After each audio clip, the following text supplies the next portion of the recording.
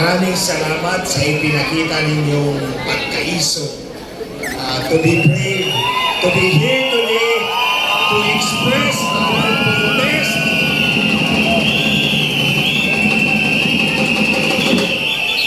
To express our protest against a government that has no mandate in the first place. Explain ko sa inyo kung bakit walang mandato si Marcos Jr. Ito ang tema ng ating protesta ngayon. Natandaan nyo, nag-rally tayo sa Liwasang Bonifacio. Di ba may sumigaw doon na lalaki na kung si Lisa Marcos ay nasa harap ko, sasampalin ko yan, kaliwat kanan. Di ba?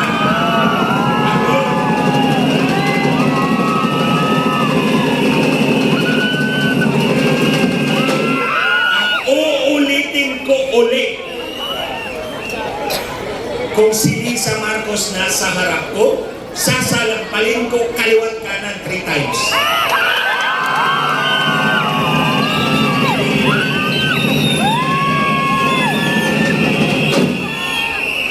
Sabi ng mga congressman dyan sa kongreso, ang gentleman daw ako. Dahil sasampalin ko yung babae. Siyempre, babae na sasampalin ko. Kung lalaki, susuntukin ko. Di ba? Eh kung susuntukin ko, baka maubos yung ipin ni Lisa Marcos. Alam niyo bakit? Bakit ko talaga sasampalin yung buha na yan? Eto, para makita niyo yung pagkatao nitong babaeng ito. Kasi ito yung, sabi ko na nga, kung ang kalabaw ay national animal, at ang sampagita ay national flower, si Lisa Marcos ang national problem.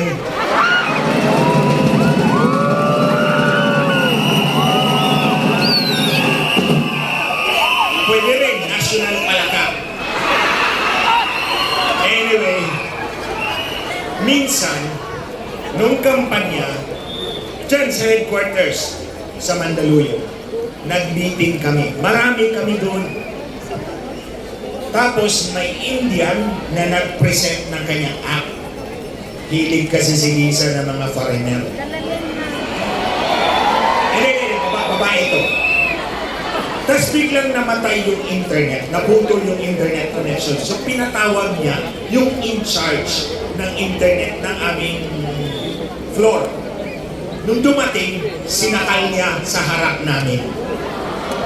Sinakal ni Lisa Marcos yung pobreng empleyado niya at sinabi niya, ibalik mo yan ngayon agad. Siyempre, nasyak kami. Violente ang pinakita. Kaya nga, sabi ko sa inyo yung babae na yan, yung bruha na yan, yung national problem na yan, dapat yan sampalin 3 beses kaliwat kanan.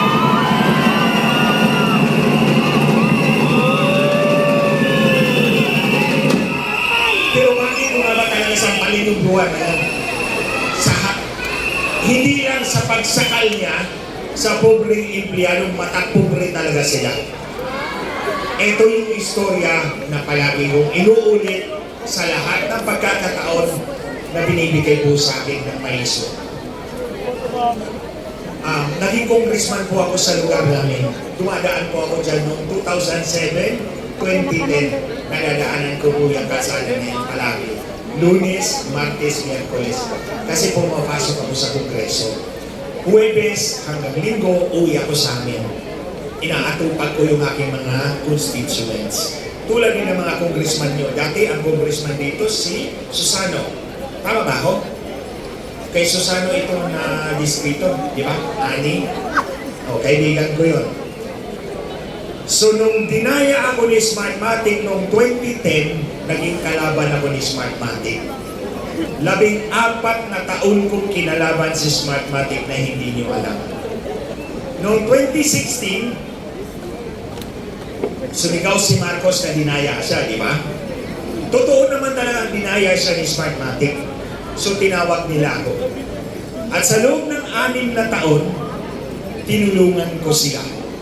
Nag-CV po ako sa kanila, walang bayad kahit piso. hindi po ako nagpabayad sa kanila. Dahil ito ang pinaglalaban ko. Kung ito yung pinaglalaban ko, malinis na halalan, hindi ako dapat magpapabayad. Di po ba? Oh.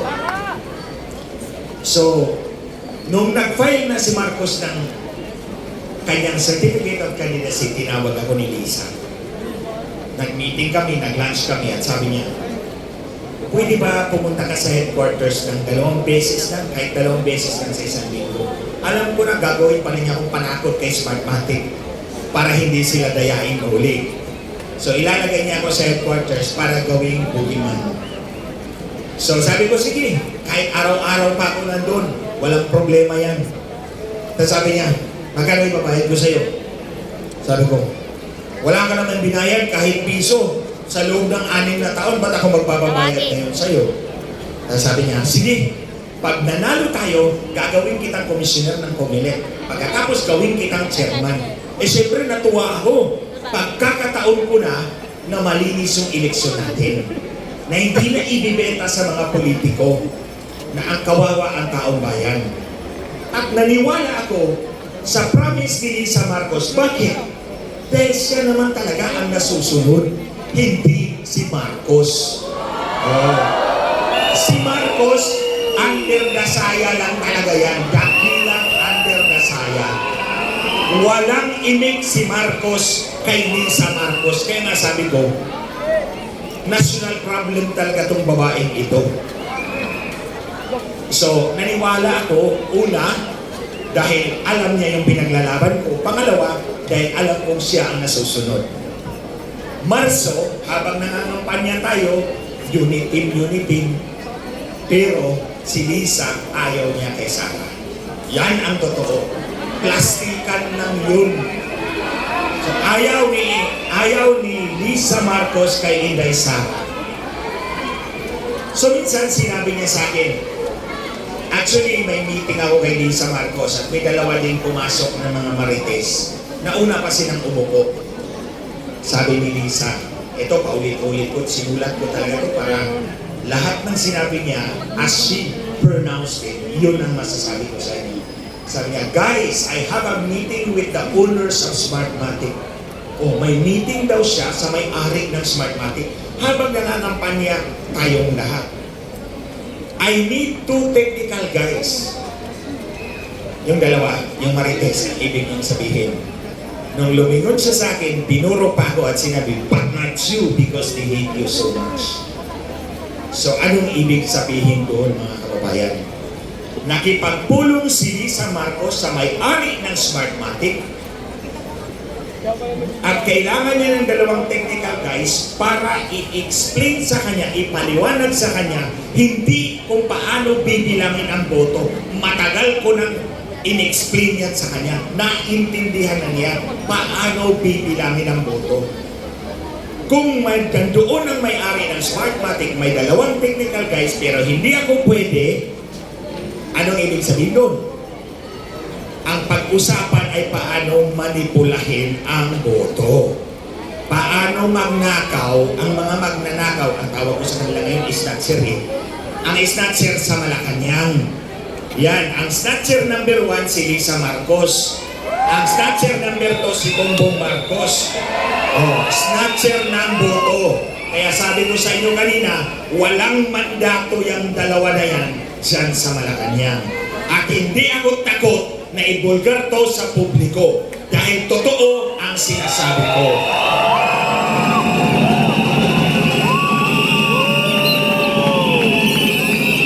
Alam niyo mga kababayan, hindi ako pwedeng magkamali sa sinabi ko sa inyo dahil si Lisa mismo, Marcos, ang nagsabi sa akin. Magkakaroon ako ng pagpupulong sa may-ari ng Smartmatic at na-research ko yun. Dumating dito sa Pilipinas, ayon sa record ng Bureau of Immigration, si Roger Peñate Alejandro Martinez, ang presidente at co-founder ng Smartmatic. Tama ang sinabi ni Lisa Marcos. Pagkatapos ng eleksyon, eto na. Yung grupo ni General Rio nakakuha ng datos mula sa Comelec. At lumabas, mahigit 30,000 makina nag-transmit ng resulta galing sa iisang IP address lamang. dapat bawat makina isang IP address, di po ba? Kasi yung mga makina, iba-ibang lugar yun eh. Sa buong Metro Manila, halos 95%, 30,000 plus machines, iisang IP address lang ang pinanggalingan. Yun ang patunay na minanipula nila ang eleksyon natin. Noong October 17, nandoon ako sa loob ng COMELEC. Ang sabi ng COMELEC, kami daw, ang ingay-ingay nyo, sige, patunayan natin, magbukas tayo ng balota. 10, pumili kayo. Tingnan natin kung tugma o hindi. So pumayag kami. Sige, bukas tayo ng 10 balota. Kami ang pipili. Nang pumili na ang grupo ni General Rio, ang sabi ng COMELEC, huwag na, ayaw na namin buksan ang balota. O yan ang patunay mga kababayan, umatras si George Garcia. Ayaw na nilang buksan ang balota dahil alam na alam namin saan parte ang daya nila. At ang beneficiary nito ay si Marcos. Bakit? Tulad ng sinabi ko sa inyo, si Sara Duterte ay ayaw na ayaw ni Lisa Marcos. So nakipag-usap siya sa Smartmatic, hindi kasama si Inday Sara doon. Kaya mga kababayan, yung boto ni Inday Sara na 32 million, kanya yan. Totoo yung boto ni Inday Sara.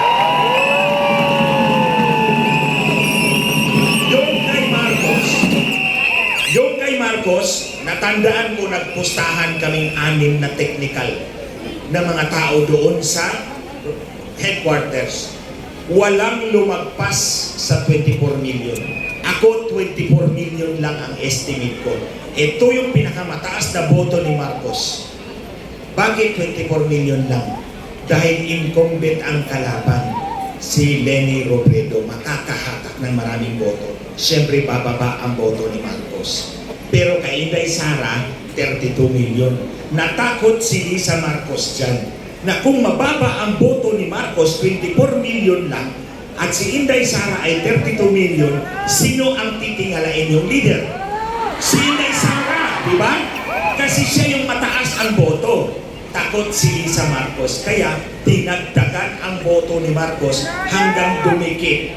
31 million plus si Marcos. 32 million si Inday Sara. Dinikit nila. Pero kahit nanalo ka, pag dinistrungkar mo yung eleksyon mo, dinagdagan mo yung boto mo, anong tawag doon? Pandaraya pa rin. Snatcher pa rin, di ba?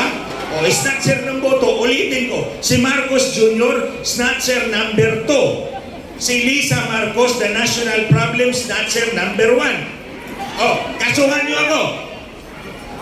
O, hamon ko dyan sa mag-asawang mga snatcher sa Malacanang. Kasuhan niyo ako.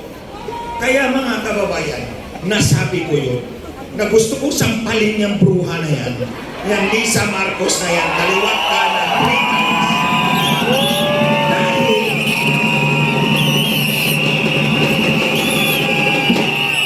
Kaya nga gusto ko talaga sampalin para matauhan.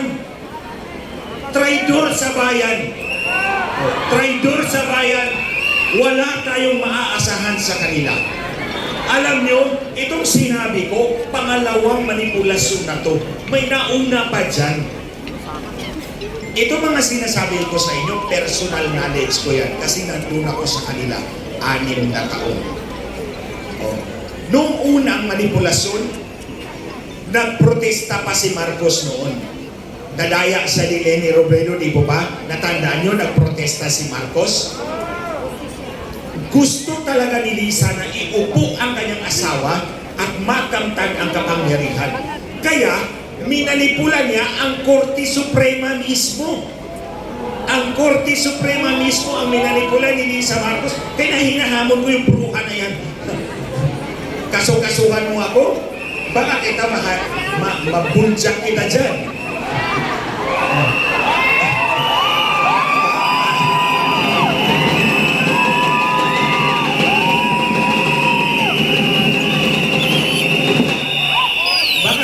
Strike kita dyan, mabulja kita, ayaw kay Maharlika, di ba?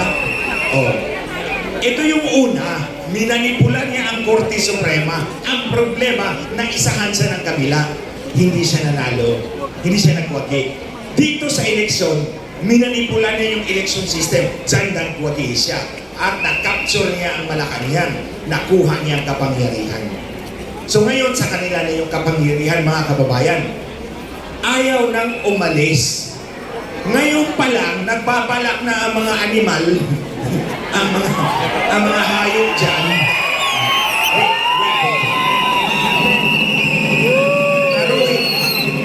Klaruhin natin. Sabi ko animals kasi, si Lisa, ang tawag sa kanya ni Maharlika, ahas. Si Marcos naman, ang tawag ni Maharlika sa kanya, kuting.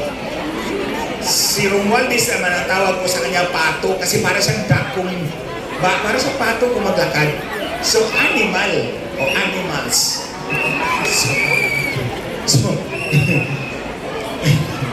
ayaw nang umalis. Nung makatungtong na sa Malacanang, nagbalak na noon ang anak niya gagawing pangulo rin. So, gusto mo ba yan? Akala ko gusto niyo. Kasi na, tapusin natin yung istorya. Oh. So, eto na. Gusto nila na makamtan yung kapangyarihan. Natakamtan nga ni Lisa Marcos. Ngayon, ayaw niya niyang bitiwan. So, ito. Noong 6 na taon na yan, palagi kaming nag-dinner sa kanilang bahay once a month. Naghahaponan kami sa kanilang bahay once a month. Kaming 6 na technical kasi yung dalawang mag-asawa. At palaging sinasabi ni Marcos sa amin, the Americans remove my father. So, malalim yung kanyang takot sa mga Amerikano na makatanggalin din siya. So, nung nanalo na siya, yumuko agad siya sa mga Amerikano. Oh.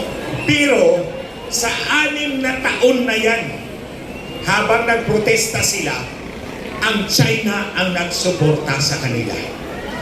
Suportado sila ng China. Alam ko yun, nandun ako sa opisina nila, nandun ako sa bahay nila. So, suportado sila ng China sa loob ng 6 na taon na nagprotesta sila.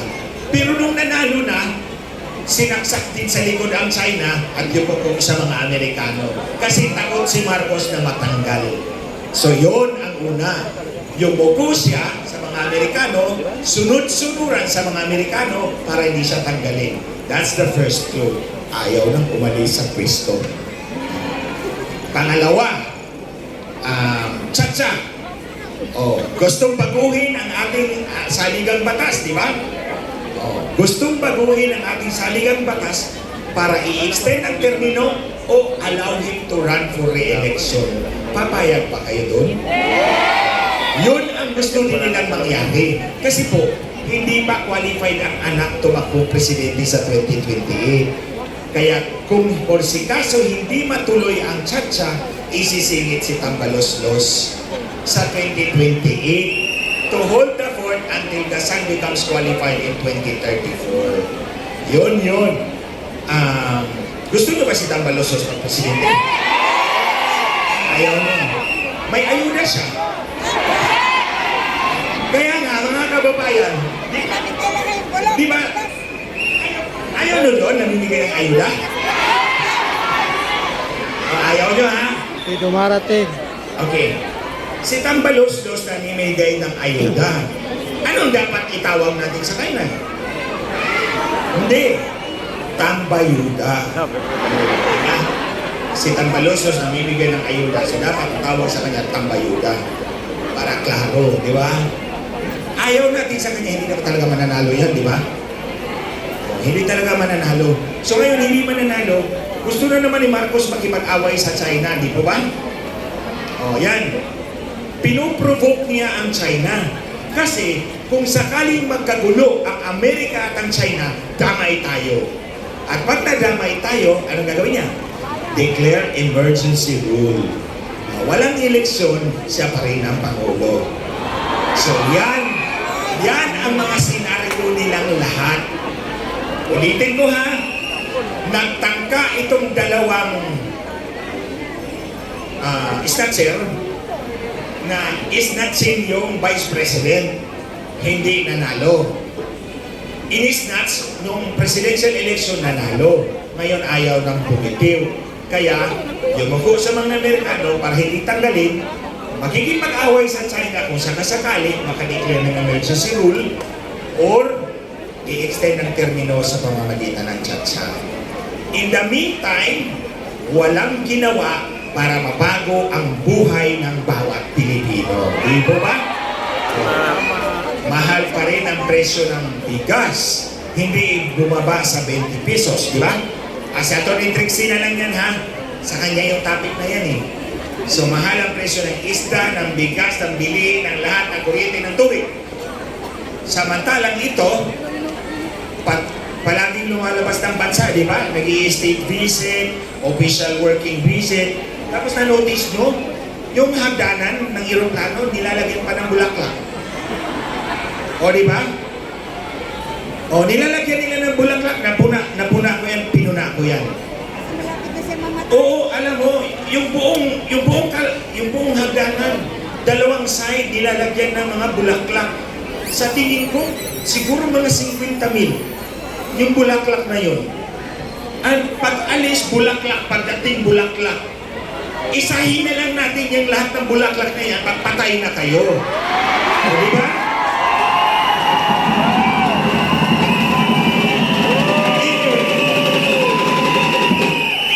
Anyway, mga kababayan, kung gusto talaga ng bulaklak, di ba patiwakal sila doon, bibigyan natin ng bulaklak, di ba?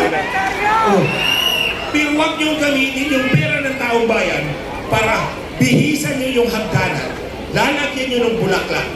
Natandaan niyo mga kababayan na sabihin ko sa inyo. Kinopya niya yan. Kinopya ni Lisa Marcos sa paglalagay ng bulaklak sa hagdanan. Doon sa diktador dati sa Iran. Yung Shah of Iran na si Risa Muhammad Pahlavi. Si Shah Risa Muhammad Pahlavi, ganun din ang eroplanong bihis na bihis yung hagdanan ng bulaklak. Sinunod niya. Pero si Muhammad Risa Pahlavi natanggal din sa pwesto. Sige. Susunod din sila, di ba? Kasi history repeats itself. Diba? History repeats itself. Alam nyo, walang nag-expect na matanggal si Risa Pahlavi sa kanyang trono. Kasi ang title talaga niya, Emperor of Shah of Iran. Shah of Iran, Emperor of Iran. Walang eleksyon doon. By hereditary succession yun sa kanila. Ang tatay niya, ang emperor, siya ang sumunod. Oh. Nung nagpakuruna siya, nagpagawa siya ng tent city sa disyerto. Imbitado si Imelda Marcos doon. So nakita siguro ni Lisa Marcos, maganda din pala kung bihisan ang hagdanan ng eroplano ng bulaklak.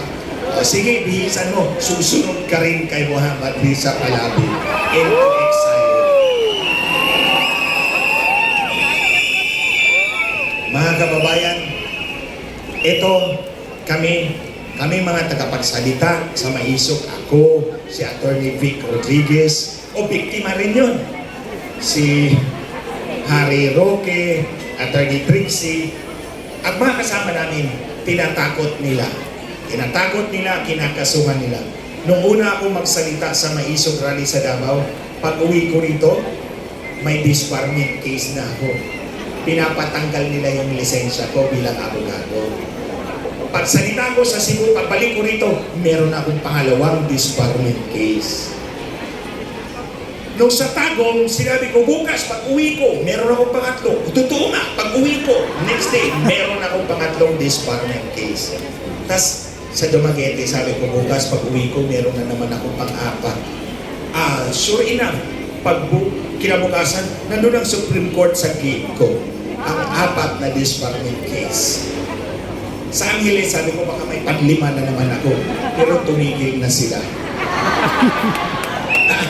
Tumigil sila sa pang-apat kasi sabi ko, doon sa Angeles sinabi ko, Lisa, kahit pa yung certificate ng aking pagka-abogado, susunugin ko sa harap ko, gagawin ko.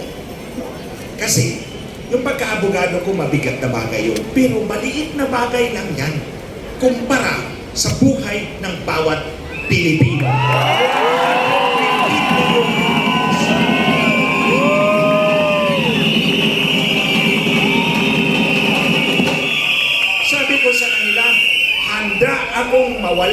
esensya pagkaabogado. Maliit na sakripisyo lang yan kumpara sa 115 million na buhay at kinabukasan.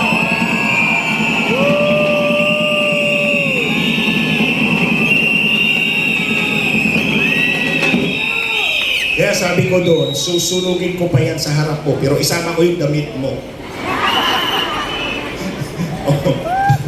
Para makrimit ka. Anyway, gusto mo naman ang bulaklak. Pati nga hagdanan, nilalagyan ng bulaklak.